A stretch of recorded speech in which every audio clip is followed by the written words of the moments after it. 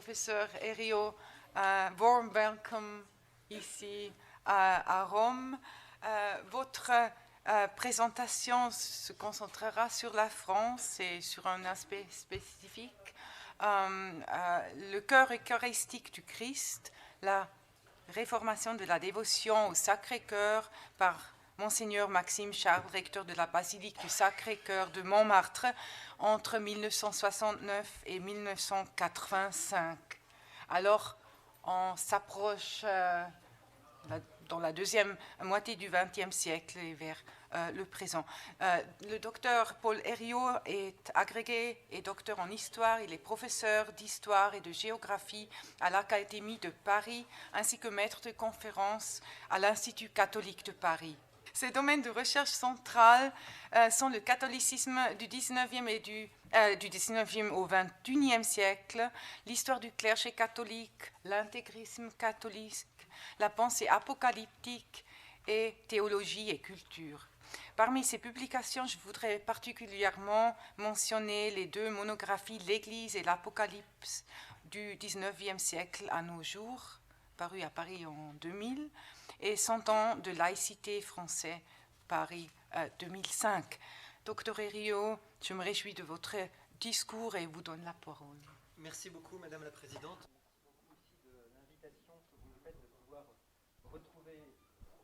Merci beaucoup de votre invitation, de pouvoir retrouver Rome, puis de pouvoir retrouver la congrégation des Pères du Sacré-Cœur de Saint-Quentin, puisque j'ai fait ma thèse de doctorat sur le séminaire français de Rome, où le Père Léon de Hon a fait ses études. Donc, je vais essayer ici d'entamer une réflexion à partir d'une citation. Voici la citation.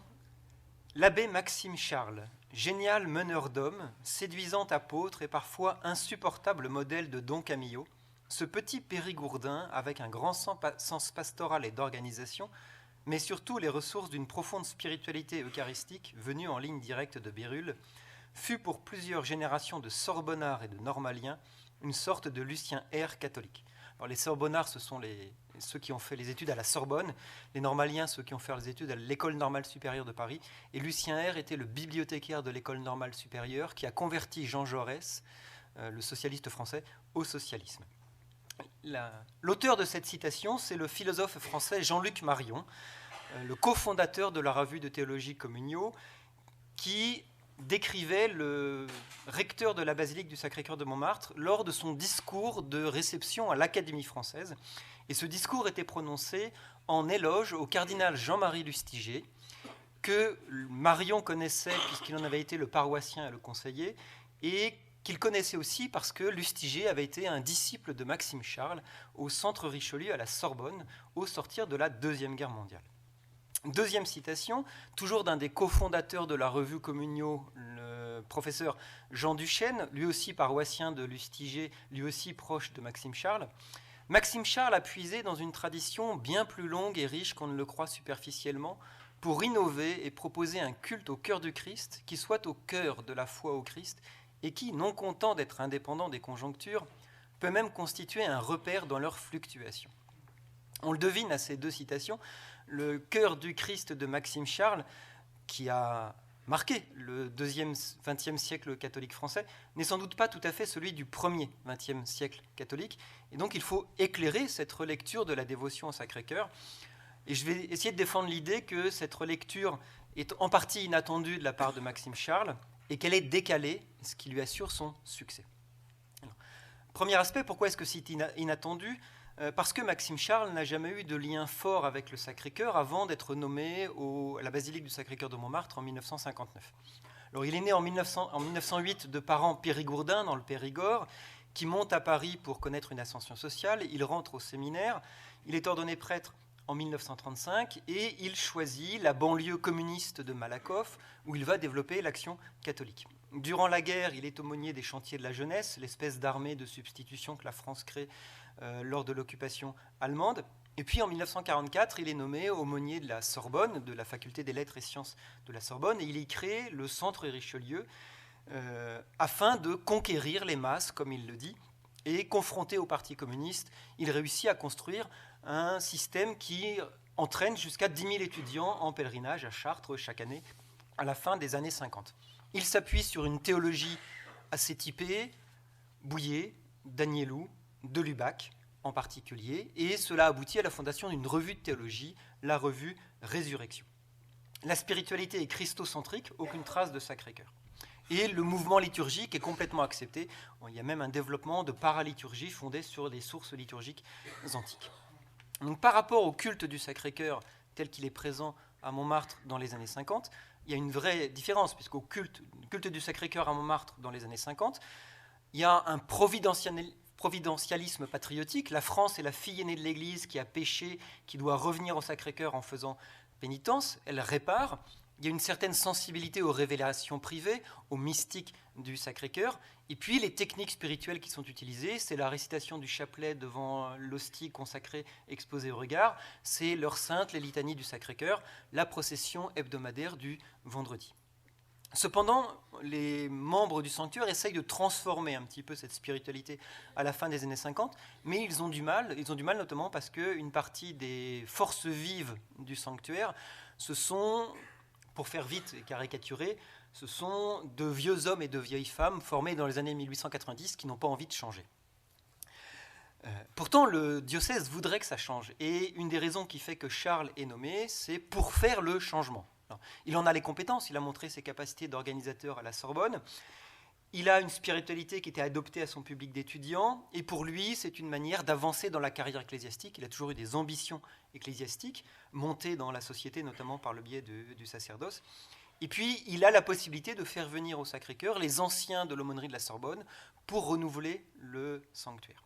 Donc, il accepte, et donc, il monte au Sacré-Cœur à partir de 1959. Alors, que fait-il lorsqu'il arrive au Sacré-Cœur ? D'abord, il va renouveler complètement la pastorale, d'abord en déployant énormément la liturgie, ensuite en renouvelant les liens avec les paroisses de Paris. Il décide d'occuper l'espace public en faisant notamment des processions du chemin de croix dans les jardins du Sacré-Cœur de Montmartre, ce qui était jusqu'à présent jamais fait. Et puis, il fait venir de nouvelles troupes, en faisant appel à tous ces réseaux d'anciens, donc des étudiants qui sont devenus de jeunes professionnels ou de jeunes pères et mères de famille et qui acceptent de monter au Sacré-Cœur pour y faire quelque chose. Alors spirituellement, qu'est-ce qu'il va faire ? Dès 1960, donc moins d'un an après, dans la revue Résurrection, qui donc est la suivie du Centre Richelieu à Montmartre, il y a un numéro qui est consacré au cœur du Christ, avec des thématiques qui sont mises en place, qui vont très peu évoluer jusqu'en 1985. Alors le Sacré-Cœur est d'abord défini comme le cœur du Christ, c'est-à-dire, je cite, « les attitudes psychologiques du Christ, sa vie intérieure, la partie suprême de l'âme, la pointe de son esprit ». Donc on fait appel à une conception biblique, mais aussi très inspirée de saint Jean-Eudes, explicitement. Ainsi, et là je cite Charles, « l'ensemble des mouvements de l'âme du Christ, chefs-d'œuvre de Dieu qui sont tout proches de ceux des hommes, mais parfaits, inspirés par l'Esprit Saint, remplis de l'amour du Père et des hommes, et susceptibles d'être communiqués, ne peut être désigné que par le mot cœur qui lui convient tout à fait. » Deuxième aspect de cette relecture du culte du Sacré-Cœur, la divinité de Jésus, c'est-à-dire l'assomption de la personnalité de Jésus par le Verbe, permet que les états psychologiques de l'homme Jésus aient été éternisés et demeurent perpétuellement présents. Donc la vie intérieure de Jésus est éternellement déployée au sein de la Trinité. Ici, c'est l'exploitation de Pierre de Bérulle sur la perpétuité des états du Christ. Pierre de Bérulle qui avait été connu par l'intermédiaire d'un grand classique de la littérature française spirituelle du début du XXe siècle, l'histoire littéraire du sentiment religieux de Henri Brémond. Troisième aspect de la relecture, c'est la concentration sur l'Eucharistie. L'Eucharistie comme incarnation continue du Christ permet, en l'adorant, de connaître l'intimité de Jésus, de la même manière que les apôtres de Jésus ont connu l'intimité de Jésus. Et par cette adoration, on peut être spirituellement converti et donc participer à la sanctification du monde par la communion des saints. Donc le culte du Sacré-Cœur devient en fait culte du cœur eucharistique, une pratique d'intimité avec le Verbe de la Trinité qui permet la divinisation du croyant et du monde. Dans cette perspective, les représentations imagées du Sacré-Cœur voient leur rôle marginalisé, elles disparaissent assez nettement de la pratique de la spiritualité. Alors, est-ce qu'on peut parler d'originalité si je compare avec ce qui se déroule au même moment dans le catholicisme français ? En partie parce qu'une partie des évêques français désirent assez nettement rompre le lien entre le culte du Sacré-Cœur et la dimension sociopolitique de ce culte. Il y a aussi un désir très net de relier le culte du Sacré-Cœur à l'Eucharistie et à la dimension biblique et scripturaire. Cependant, La manière dont les évêques parlent du culte du Sacré-Cœur n'aboutit pas à la même chose que Charles. Il n'y a pas la même recombinaison des strates historiques autour d'un noyau central. Chez Charles, c'est important, c'est Bérulle et l'Eucharistie qui permettent de réinterpréter l'intégralité du culte au Sacré-Cœur. Et ce n'est pas non plus chez les évêques la modalité principale de la vie spirituelle, alors que chez Charles, ça devient l'élément central de la vie spirituelle. De même, chez les évêques, on n'a pas la concentration eucharistique que Charles développe à partir des années 70, notamment en raison de ses liens avec Jean-Luc Marion et puis les fondateurs de la revue Communio, avant qu'ils ne fondent la revue. Il y a l'idée qui s'affirme extrêmement nettement à cette époque-là, que la présence réelle de l'Eucharistie est présence corporelle de Jésus, objectivement présente devant l'adorateur, qui l'oblige donc au décentrement. Donc, il y a ici une présence du Verbe incarné, présent physiquement devant celui qui l'adore, présent, et donc on peut y avoir accès par la médiation de ses sens et de sa psychologie. C'est clairement là l'inflexion de la revue Résurrection qui finit par déboucher dans Communio. L'aboutissement, c'est un numéro consacré au Sacré-Cœur en 1972, dont le liminaire est rédigé par Jean-Luc Marion et dont je vais vous lire un morceau et qui traduit très bien la synthèse à laquelle le travail de Charles a abouti. La rencontre du Verbe incarné pour beaucoup de chrétiens depuis des siècles, et particulièrement depuis un siècle, pour les habitués de la basilique de Montmartre, se réalise dans un face-à-face sans cesse répété avec le Christ, toujours présent dans cette incarnation continuée que constitue l'Eucharistie. L'Église, corps du Christ, manifeste en effet la présence du Verbe par les sacrements et principalement par celui du pain et du vin. En cette présence, le mot est souligné eucharistique, l'homme-dieu se donne entier à connaître et jusqu'en l'intime de la vie trinitaire. La surabondante richesse de cette présence constitue précisément le cœur du Christ, lieu où reposent les splendeurs du commerce entre l'humanité assumée et la divinité incarnée. À contempler ce mystère, à y reconnaître la perfection du dessein divin, le chrétien apprend à dire, souligner le salut. Ce cœur à cœur avec la profondeur trinitaire du Christ eucharistique, c'est précisément ce que permet le culte au cœur du Christ. Donc là, chez Marion, il y a une connexion très forte entre la pratique spirituelle et la formulation théologique. C'est une des racines de la pensée ultérieure de Jean-Luc Marion dans sa démarche philosophique. Il y a donc une reformulation du culte au Sacré-Cœur, mais Charles ne peut pas négliger les dimensions très classiques de la pénitence, de la réparation, de l'expiation et du culte social. Alors qu'est-ce qu'il en fait ? Eh bien, il va les relire à travers la question de l'intimité avec Jésus. La consécration est reprise dans un sens biblique, scripturaire et baptismal. C'est la livraison de soi-même à Dieu qui a eu l'initiative de venir chercher les hommes. La pénitence, c'est l'assomption par le fidèle en sa chair, sous le mode douloureux lié aux conséquences du péché, de l'imitation du Christ qui s'offre au Père jusque dans la passion. La réparation et le règne social, c'est la socialisation de l'intimité avec le cœur eucharistique par le biais de la communion des saints. La conversion individuelle devient ainsi le préalable à la conversion collective, et le pouvoir social de l'Église n'est plus qu'un pouvoir spirituel pour ceux qui le veulent bien. On a donc une dépolitisation de la fête du Christ roi, ce qui aboutit à une relecture critique des positions des catholiques des années 1870-1930, en considérant qu'ils étaient très sensibles à la remise en cause de la place de l'Église à ce moment-là par la Troisième République. Si ce n'est que cette dépolitisation a du mal à passer, la traduction concrète de cette difficulté de la dépolitisation, c'est qu'en février 1971, une tentative d'occupation par de la basilique du Sacré-Cœur se produit, tentative d'occupation menée par le Secours gauchiste, organisation maoïste issue de mai 68, Secours gauchiste avec deux figures de proue, Jean-Paul Sartre et Jean-Luc Godard, qui rentrent dans la basilique, qui perturbent l'adoration, et donc on fait appel à la police qui exclut tout le monde de manière un petit peu gentille, comme c'est le faire la police. Donc ça finit par un procès. Charles a beau expliquer qu'il n'y a pas de lien entre la construction du Sacré-Cœur et la répression des communards qui s'étaient soulevés contre le pouvoir de la Troisième République conservatrice en 1871, rien n'y fait. En 1974, un attentat lié au Sacré-Cœur qui fait exploser le clocheton d'un des petits dômes durant la nuit, sans cependant faire de victimes. Donc renouvellement de la conception du culte au Sacré-Cœur, mais renouvellement aussi très concret des manières de pratiquer le culte au Sacré-Cœur.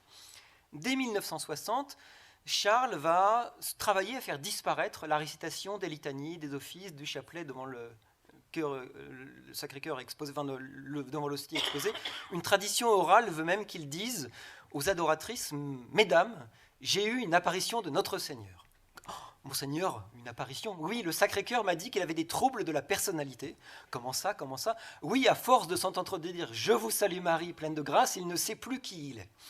Donc, c'est une histoire qui est racontée, ce ne sont pas forcément vraies, puisque Charles était un petit peu méridional, donc il en brodait beaucoup, mais ça lui permet de faire passer l'idée qu'on ne peut pas prier le cœur du Christ en disant « Je vous salue Marie », donc il faut passer à autre chose. Alors c'est quoi cette autre chose?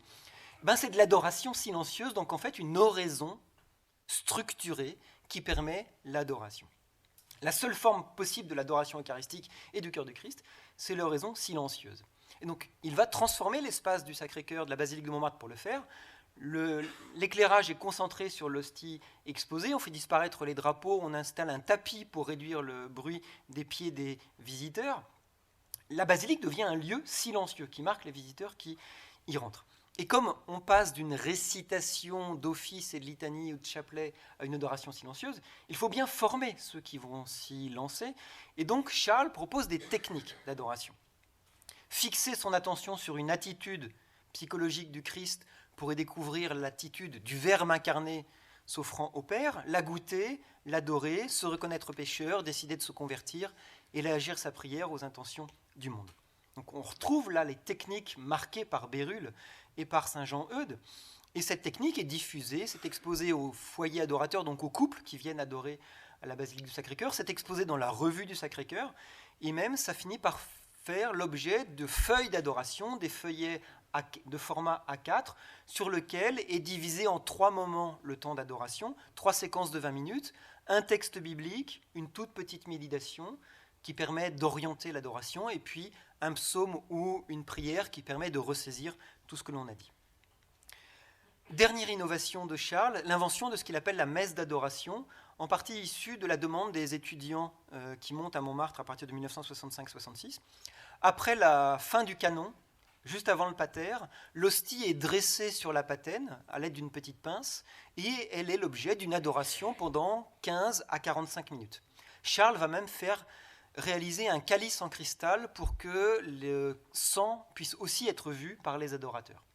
Donc cette messe d'adoration, d'abord pratiquée en petits groupes, est ensuite utilisée le vendredi après-midi à la place de l'heure sainte et avec un relatif succès. Voilà donc la relecture globale de Charles du point de vue de la conception, du point de vue des pratiques. Si j'historicise maintenant, si j'essaie de comprendre pourquoi est-ce qu'il a fait tout ça et pourquoi est-ce que ça a eu un relatif succès. D'abord, je constate l'importance de la dimension scripturaire avec l'usage de textes bibliques, la dimension liturgique avec la concentration eucharistique et l'appui sur les théoriciens du mouvement liturgique des années 1950, Jungmann en particulier. Le développement de paraliturgie inspiré de liturgie ancienne. L'absence du néotomisme, l'appel à Bérulle, la primauté de la prière personnelle, silencieuse, la relativisation de la question du règne social du Sacré-Cœur. Bref, tous ces éléments traduisent un ancrage dans le catholicisme réformateur français des années 1950, dans la version Bouillet de Lubac d'Agnelou, pas la version Congar et les thomistes dominicains, beaucoup plus le tiers courant qu'Étienne Fouillou a travaillé à dimension eschatologique. Donc ça consonne avec ce qui est en train de se passer dans le catholicisme. En revanche, à partir de Vatican II, on va observer un décalage de Charles, puisque Charles s'inscrit très nettement dans l'interprétation de Paul VI et de Jean-Paul II du Concile Vatican II, et donc il se trouve en consonance avec ceux qui avaient fondé Concilium, mais qui vont se séparer de Concilium, donc avec Ratzinger, avec von Balthasar, qui vont d'ailleurs écrire dans la revue Résurrection, qui vont participer à la formation théologique de Marion et des fondateurs de Communio. De même, la conception de Charles du sacerdoce qui est hérité de Bérulle s'oppose assez nettement à ce qui se passe au même moment au séminaire de Paris, et ce qui fait que Charles va regrouper autour de lui toute une série de séminaristes auxquels il va proposer une formation alternative et concurrente. Et parmi les séminaristes marqués par Charles, il y a Philippe Barbarin, archevêque de Lyon et cardinal, et Éric de Moulin-Beaufort, archevêque de Reims et président de la conférence épiscopale française. Donc, on a un décalage dans les années 50 par rapport à ce qui se passe à Montmartre et un décalage dans les années 60, 70, 80 par rapport à ce qui se passe dans le catholicisme français. Et en même temps, ce décalage nous indique que Charles a participé à la reformulation du catholicisme français, notamment en faisant disparaître toute la dimension d'intransigeance sociopolitique, en concentrant le catholicisme sur le spirituel. Et il y a une pertinence de ce choix presque tactique ou stratégique, si l'on peut dire, puisqu'il a pu entraîner du monde à Montmartre, il a pu entraîner des étudiants et des universitaires, il a pu drainer un public nombreux. Donc il y a une correspondance entre ce que fait Charles et un public dans les années 50, dans les années 60, 70 et 80. D'ailleurs, Charles l'a assez bien perçu. Il défend l'idée qu'il y a une capacité de ce qu'il propose à répondre à des problèmes de l'heure, et si je le cite, la piété dans un monde trépidant, une charité vraiment théologale dans une société de philanthropes, les relations personnelles avec un Dieu dans un climat de pensée trop enfermé dans les sciences et les techniques. Donc, on voit bien la dimension protestataire, mais une protestation adaptée aux 30 Glorieuses, adaptée aux années 50-60 de la modernisation de la France, d'une France qui s'urbanise, d'une France où les rythmes sociaux s'accélèrent, d'une France où la pensée technique et scientifique est mise à l'honneur par l'État. Donc il y a une pertinence du choix de Charles pour qui ? Pour les élites intellectuelles et sociales qui sont en train de réaliser la transformation de la France, mais qui en même temps en subissent les conséquences psychologiques et personnelles dans l'intensité de la vie qui leur est demandée. Donc Charles leur propose en fait une espèce de maîtrise du temps par l'adoration mensuelle, de relativisation des logiques dont ils sont victimes et dont ils sont porteurs.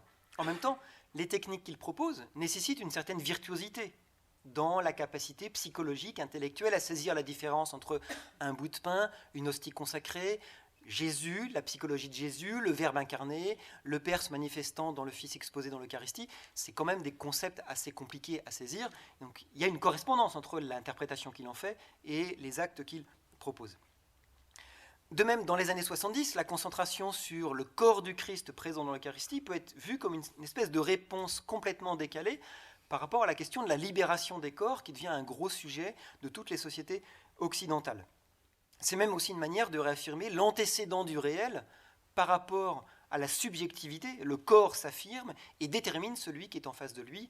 Et là, on retrouve une des racines de la pensée phénoménologique de Jean-Luc Marion, de tout ce qu'il va faire ensuite sur le phénomène saturé, sur la donation. En même temps, c'est une manière de rompre avec l'imagerie du cœur sacré, du cœur brûlant d'amour, en passant à une dimension très intellectuelle ou intellectualisante. Et puis, en se focalisant sur la dimension religieuse, Charles consonne avec la relativisation de la question sociopolitique portée par les évêques français. J'aimerais conclure sur cette question de la relativisation de la question politique. En effet, en gommant la dimension de revendication socio-civique du culte du Sacré-Cœur, Charles contribue à la concentration de la militance des catholiques sur le domaine religieux, donc déconnecté des autres champs sociaux, si ce n'est par la militance, l'engagement personnel et spirituel. Donc il participe à la décomposition de l'intransigeance française dans les années 50, 60, 70.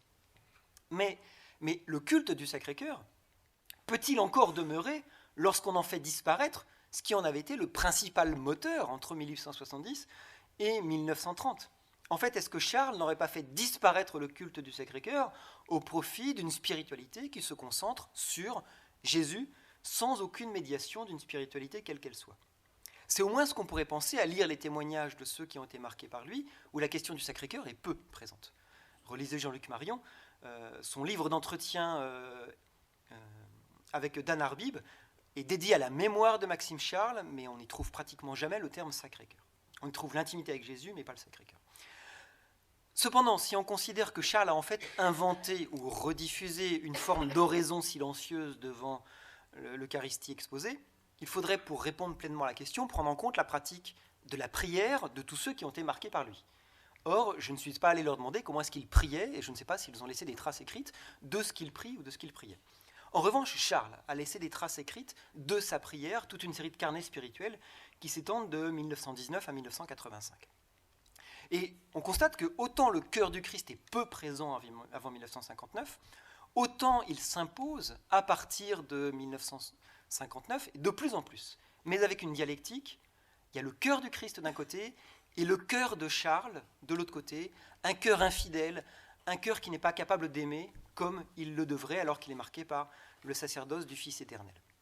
Donc il y a une espèce de dialectique entre le cœur de Charles et le cœur du Christ, comme si la conflictualité du culte du Sacré-Cœur passait du champ sociopolitique au champ spirituel.